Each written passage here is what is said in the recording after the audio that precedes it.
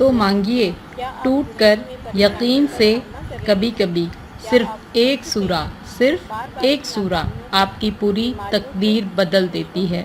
سورہ فاتحہ، دعا، دوا اور دروازہ۔ آپ کی حاجت رب کی رحمت سے جڑی ہوئی ہے، بس دل سے مانگیں، بس رب کریم سے مانگیں اور دیکھیں معجزہ کیسے ہوتا ہے۔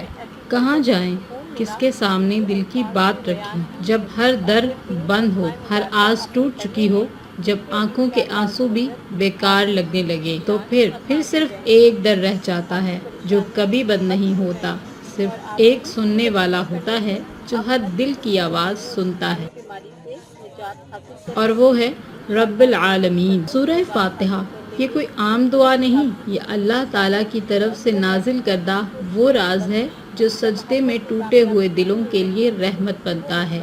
یہی وہ سورت ہے جسے سورہ شفا بھی کہا گیا ہے اور حاجتوں کی کنجی بھی کہا گیا ہے۔ اگر آپ کی کوئی شدید حاجت ہے، کوئی خواب جو روٹ چکا ہے، تو پھر بس آپ یہ عمل کریں، دل کے یقین کے ساتھ، وضو کی پاکی کے ساتھ اور زبان کے سوز کے ساتھ۔ عمل کی طرف چلتے ہیں۔ آپ نے کیسے عمل کرنا ہے؟ ہر رات سونے سے پہلے تنہائی میں بیٹھ جائیں، عشاء کی نماز کے بعد آنکھیں بند کر لیں اور اپنے رب کے سامنے اپنی حاجت تصور میں لائیں۔ 3 بار درود پاک پڑھ لیں، 41 بار سورہ فاتحہ پڑھیں۔ ہر بار کے بعد دل میں دعا کریں، آخر میں 3 بار درود پاک پڑھ لیں اور پھر اللہ عز و جل سے ٹوٹ کر مانگیں۔ ایسے مانگیں جیسے کوئی بچہ اپنی ماں سے چیز مانگتا ہے اور وہ ہر حال میں لے کر رہتا ہے۔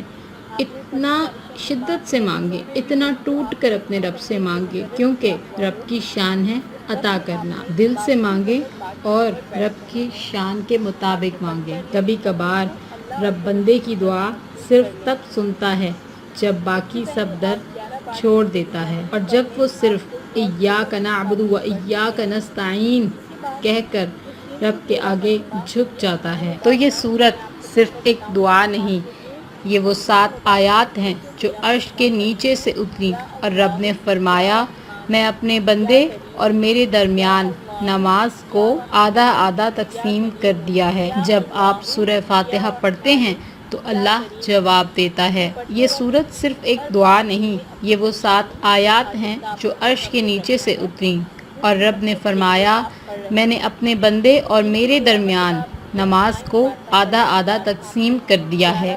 تو جب آپ سورہ فاتحہ پڑھتے ہیں تو اللہ جواب دیتا ہے، ہر آیت کے بعد رب جواب دیتا ہے۔